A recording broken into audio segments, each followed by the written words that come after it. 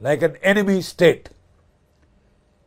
And despite all the sweet talk, sweet words, 50% tariffs against India, violation of signed accords and agreements.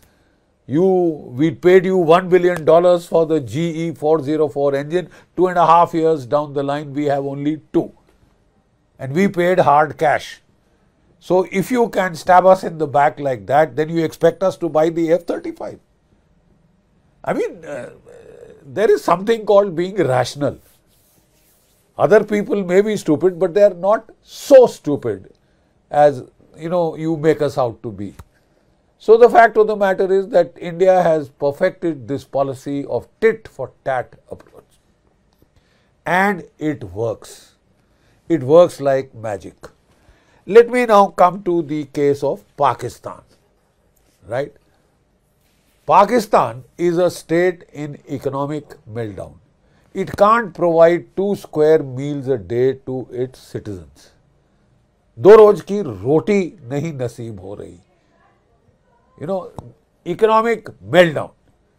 They are taking loans from the IMF to pay the Chinese loans and taking loans from China to pay off the Saudis. I mean, it is dismal. It is dismal. It is a pathetic state. Yet the pathetic state of Pakistan has delusions of grandeur. It is on the brink of civil war and anarchy. You see what is happening in Baluchistan, see what is happening in Pashtunkhwa, in Sindh, in POK, in Gilgit-Baltistan. There is widespread revolt. And if you thought Punjab was the core, in Punjab we have the Tehreek-e-Labbaik being massacred in another version of Jallianwala Bagh. What long-term repercussions this Jallianwala Bagh on the Tehreek-e-Labbaik, which was raised by the Pakistan army to needle Nawaz Sharif and to needle Imran Khan, etc. And the pigeons will come home to roost. 200 people massacred, shot in cold blood by the Pakistan army. The problem is the Pakistan army has delusions of grandeur, especially under its latest chief, the fondest field marshal of Donald Trump. Field marshal is a far more appropriate term. He suddenly realized that his mom and dad made a mistake by sending him to the Pakistan army. Actually, his talent was for trading. He was a far better trader-in-chief of Pakistan than an army chief. We agree entirely except for the fact that your trading is worse. He hoisted a suitcase full of so-called rare earths and he reached the office of Donald Trump.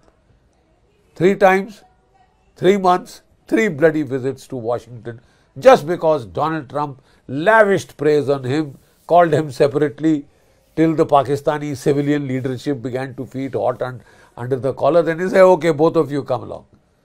Now here's what you have to do. And yes, mere Aka, you will provide military assistance if we have to attack Tehran. Yes, my lordship, you will help disarm the Hamas in Gaza. Yes, your lordship, you will get me Bagram. Yes, your lordship. We will kick the daylights out of the Taliban.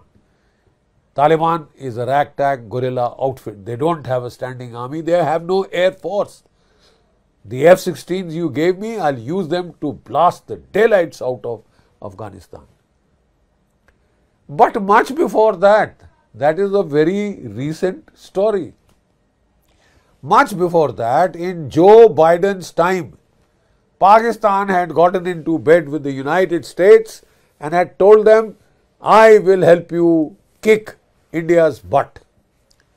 And towards that end, the ISI had collaborated with the CIA in staging a colored revolution in Bangladesh, and then the Pakistani chief of the general staff had the gall to visit the area opposite the Siliguri corridor and wave his hands towards the Indian corridor, right?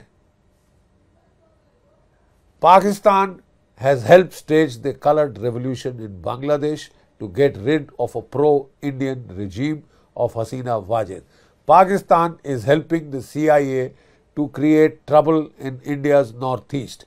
Pakistan has assured the CIA that it will help carve a cookie land out of northeast India, right? And it will get the Assam Ahom insurgency to start, the Naga insurgency to rekindle, and it will help America get rare earths out of Myanmar, kick the Chinese out.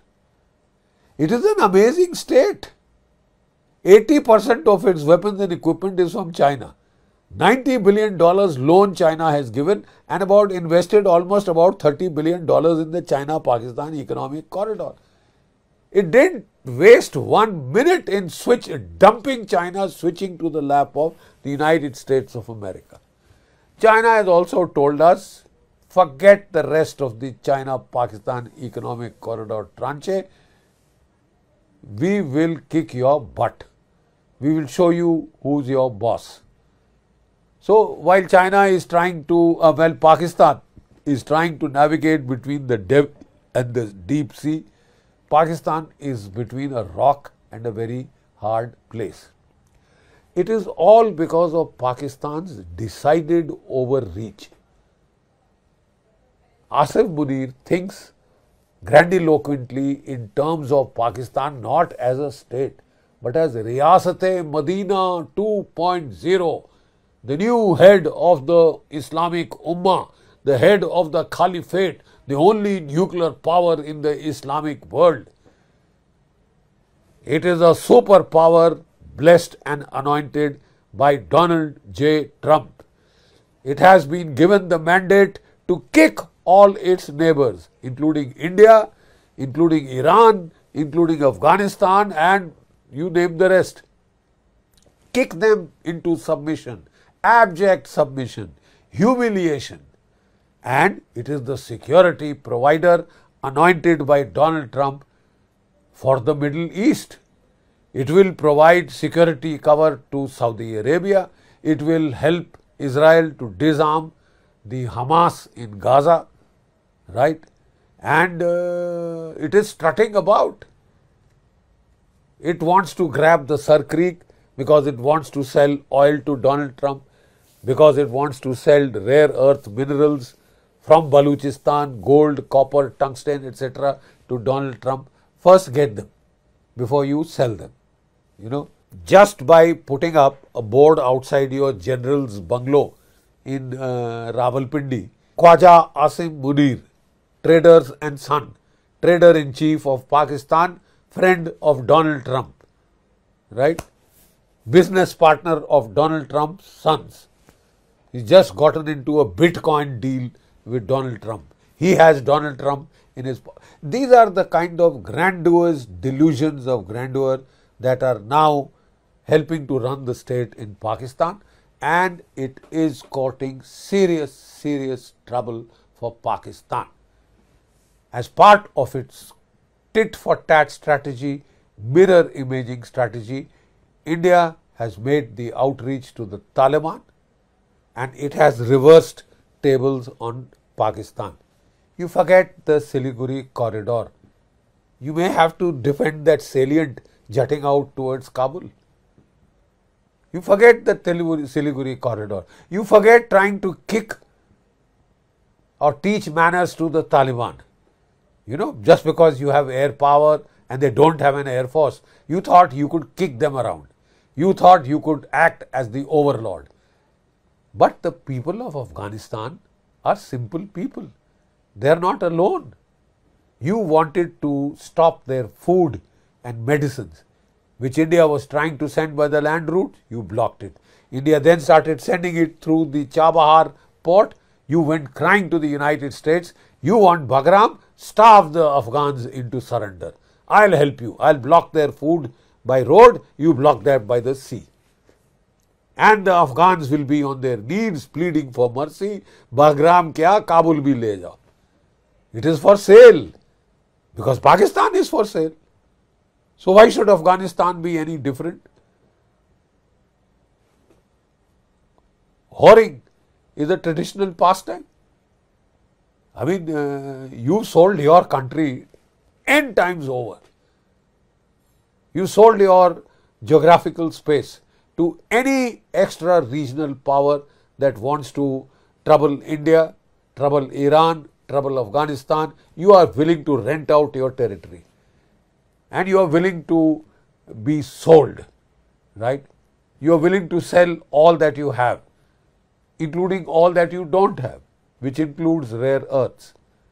There is not a bloody ounce of rare earth in Pakistan, but he's taken a suitcase full and sold it to Donald Trump. So India has done mirror imaging of Pakistan's misbehavior in Bangladesh, and India has mirror imaged by the outreach to Afghanistan. There is almost a war on between Afghanistan and Pakistan. There were peace talks held in Qatar, there were peace talks held in Turkey, where it has descended into abuse and invective. Abuse and invective.